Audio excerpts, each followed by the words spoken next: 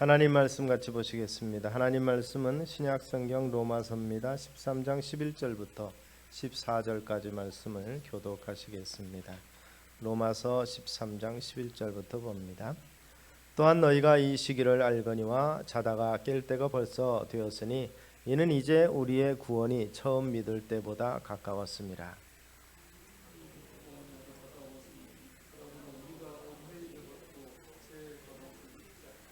낮에와 같이 단정히 행하고 방탕하거나 술 취하지 말며 음란하거나 호색하지 말며 다투거나 시기하지 말고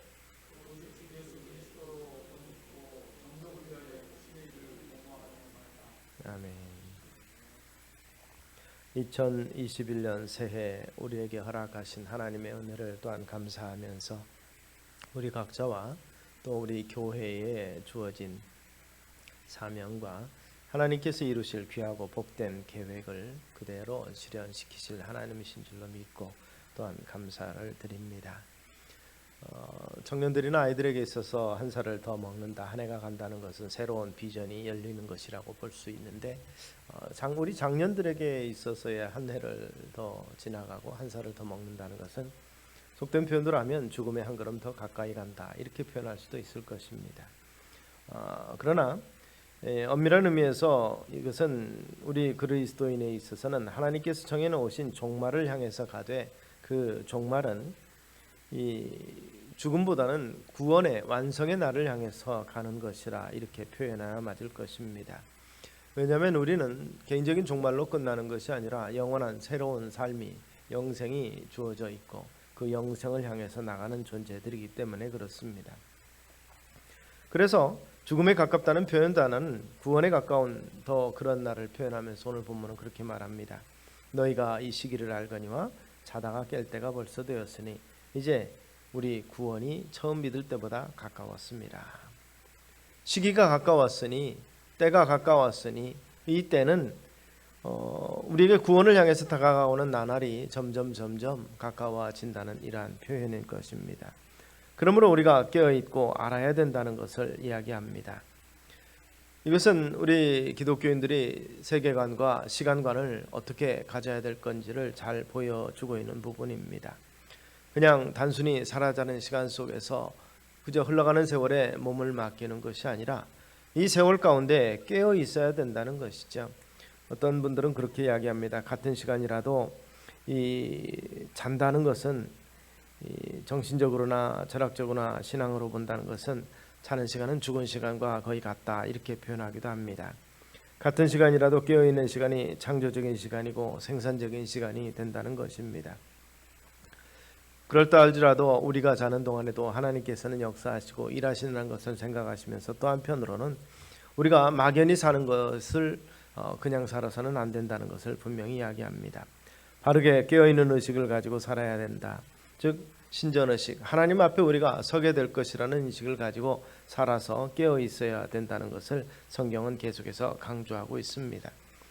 고린도전서를 통해서 그 당시 고린도는 교역과 이런 여러 가지 무역이 활발한 도시로서 부가 있는 도시요, 인구가 많은 곳이며 문화가 발달한 곳이었습니다. 그러다 보니까 그리스 로마의 타락한 문화에 젖어 있어서 타락한 문화저가 그대로 교회까지도 들어와서 영향을 미치고 있었습니다. 분단과 파단과 이단과 그리고 미혹하는 자들과 특별히 동성애 문제라든지 이러한 윤리적인 타락까지도 교회 안에 스며들고 있는 상황에서 바울은 이렇게 경고를 합니다. 깨어 의를 행하고 죄를 짓지 말라. 하나님을 알지 못하는 자가 있기로 내가 너희를 부끄럽게 하기 위하여 말하노라, 이렇게 말을 했던 것을 볼 수 있고, 또 에베소서를 통해서는 그러므로 이르시기를 잠자는 자여 깨어서 죽은 자들 가운데서 일어나라, 이렇게 말합니다. 죽은 자들 가운데 있지 말라는 것입니다. 세상을 죽은 자로 표현했고 영적으로 죽은 자들 속에서 같이 뒹굴면서 그들의 문화와 사회와 적응하지 말라는 것입니다. 그리스도께서 내게 빛이리라 하셨느니라. 그런즉 너희가 어떻게 행할 것을 자세히 주의하여 지혜 없는 자같이 말고 오직 지혜 있는 자같이 하여 세월을 아끼라. 때가 악하니라. 그러므로 어리석은 자가 되지 말고 오직 주의 뜻이 무엇인가 이해하라. 술 취하지 말라. 이는 방탕한 것이니 오직 성령의 충만을 받으라, 이렇게 권고하고 있습니다. 종말적으로 깨어 있어서 그날이 가까울수록 더 어둡고 악한 시대가 영적으로 어두워지고 있다는 사실을 인식하고 살아야 된다는 것입니다.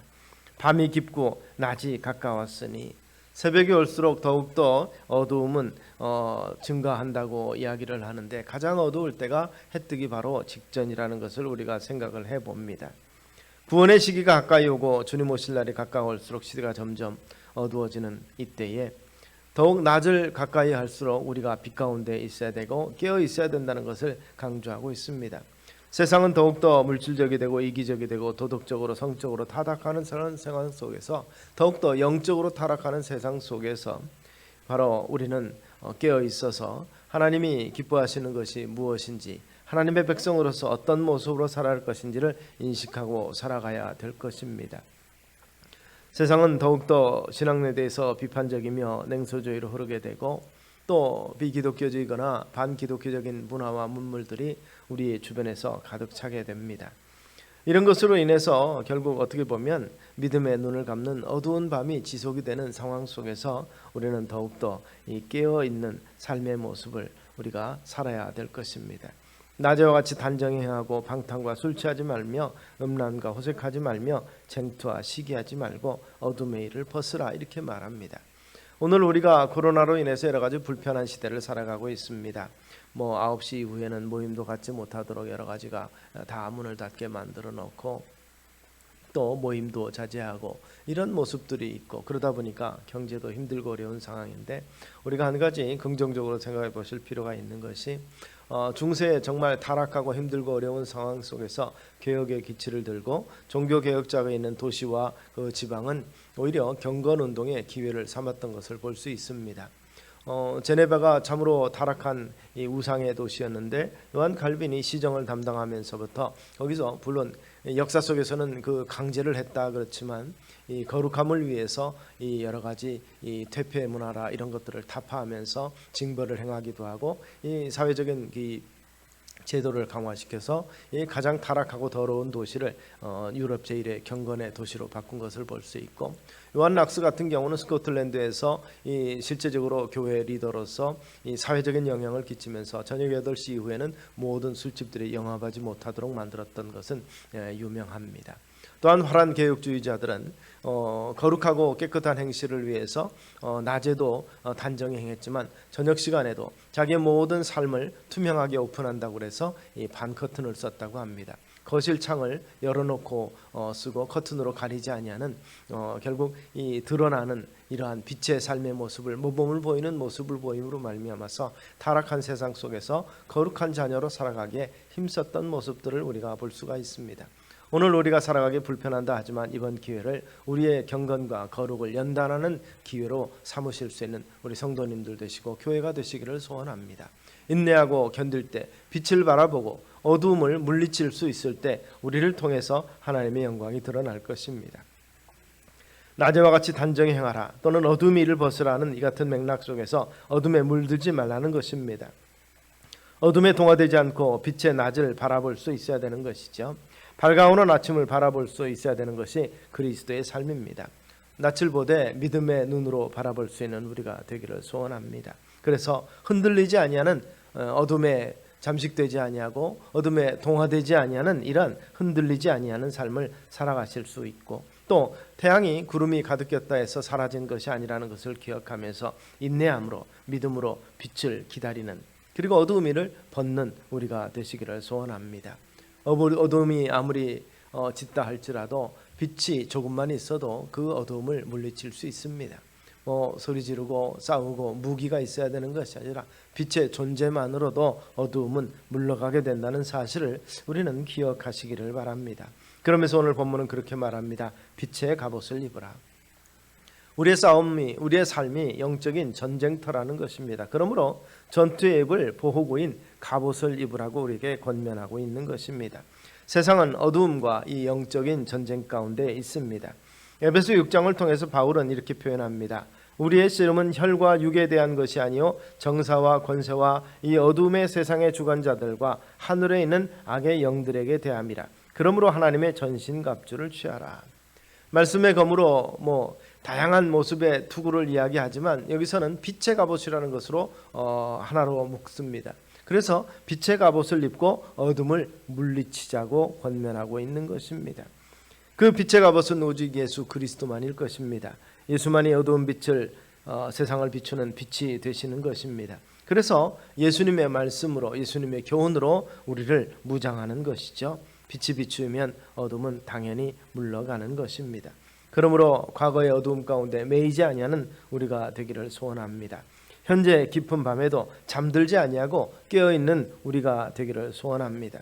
다가오는 낮의 미래를 바라보면서 깨어있으면, 또 빛의 갑옷을 입고 단정히 행하면 우리를 통해서 분명히 승리의 날이 주어질 것입니다.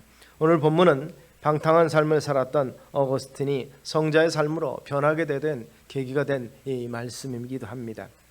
그는 이 말씀을 통해서 구원의 확신을 얻었고 그의 삶의 이 가치를 온전히 바꾼 삶을 살아갈 수 있게 됐고, 이 복음의 빛된 행동을 할 수 있었던 것을 우리는 보게 됩니다. 그의 회고록을 통해서 밝힌 이것을 우리가 기억하면서 이 시대, 어두운 시대를 밝히는 빛으로서 살아가기에 함께 힘쓰시는 저와 여러분이 되시고, 어떻게 보면 답답한 시절이지만 참으로 말씀으로 무장하고 경건을 훈련하는 인내의 시간으로 가지면서 주의 날을 바라보면서 함께 나아가시는 저와 여러분 되시기를 주의 이름으로 축원합니다. 기도하겠습니다. 살아계신 아버지 하나님, 은혜를 감사합니다. 이 귀한 말씀이 우리의 삶의 행진을 빛으로 바꾸시고 우리의 세계관을 바꾸며 참으로 빛의 자녀로 합당하게 살아가도록 은혜를 더하여 주시고 힘 주시옵소서. 예수님 이름으로 기도드리옵나이다. 아멘.